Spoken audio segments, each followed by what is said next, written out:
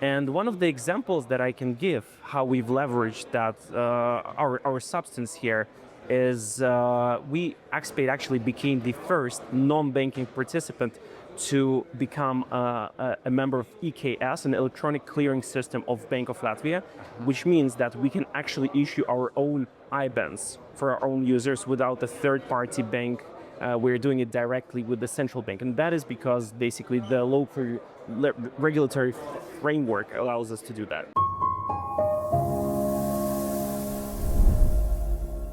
Mike, thank you so much for stepping here in a pop-up studio at Unblock. Before we start, for those who have not had the pleasure of meeting you, tell us briefly who you are and what you do. Sure. Thank you so much. Nice being here. So my name is Mike. I'm the founder of xpate, which is a payment processing company. And xpate is a cross-border payment company. We're operating across the globe, really. We're based here in Riga, in Latvia, as well as in the UK. In the United Kingdom, we have 2 main offices and 3 licenses, one in the UK, one in Latvia, and one in Singapore. We're focused on digital businesses, and we're providing payment services for these types of businesses. Right. And I'm leading the company since the very first days, and the company was founded pretty much 6 years ago. Okay. Right. Okay. So help me understand. We see a lot of movement in the payment space because of the lower barriers to entry. We see a lot of players coming in. What's unique about your vision for xpate? Definitely. Payment space is definitely a red ocean, and it's quite challenging to find a unique selling proposition. But the way that I've envisioned xpate, it was founded with a belief to really to simplify the payment space in general. And what it means is that there is a big problem of fragmented finance on the market. There are companies that operate in e-commerce and digital space that needs to have a bank account in one place. They need to have their acquiring or car processing services in another space. They find FX provider for better FX rates in another space. So basically, they're having 3 or 4 different partners just to run their operations. And for small businesses, this is quite challenging to manage that amount. Mm-hmm. We've managed to simplify and unify everything and basically putting into one account, providing a solution for businesses that's really a one-stop shop for all the financial needs that the businesses have out there.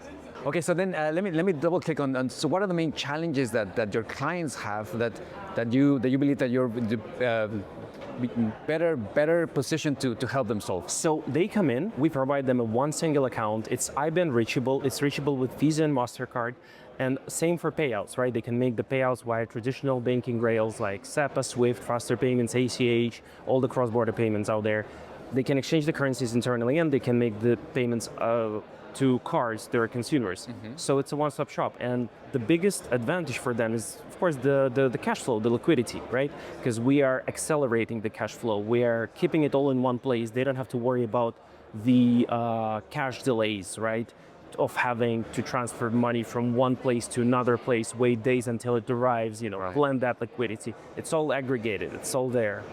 Right. Okay. So when companies actually want to move abroad, then you offer them like a seamless solution, so they're able to scale without having to worry about. Absolutely. Yes. I mean, we are supporting the companies that are focused on cross-border markets, on global markets in general, as well as we are integrating an embedded third party to support the crypto payments for the companies. Right. So that is something that our customers will be able to do as well if they want to invest in cryptos, if they want to utilize cryptos as the payment method.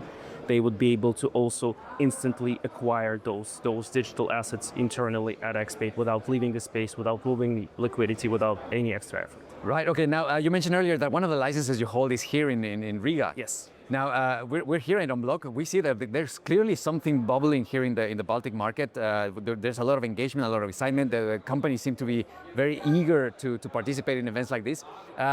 Tell me, why is the Latvian market interesting for xpate? Well, I think it's not only for xpate. In general, it's for the general kind of fintech market.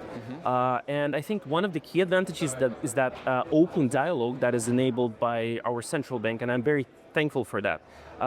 In all honesty, I had different experience dealing with different regulators across the globe, and this is a certain kind of a private banking approach where you have a person you can actually call or meet and talk and engage in different conversations and discuss certain regulatory questions that are there, that are very important for businesses like ours, because we are heavily dependent on regulation.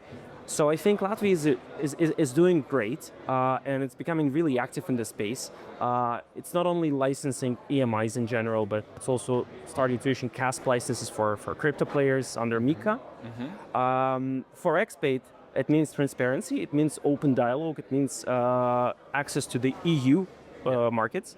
And one of the examples that I can give how we've leveraged that our substance here is xpate actually became the first non-banking participant to become a member of EKS, an electronic clearing system of Bank of Latvia, which means that we can actually issue our own IBANs for our own users without a third-party bank.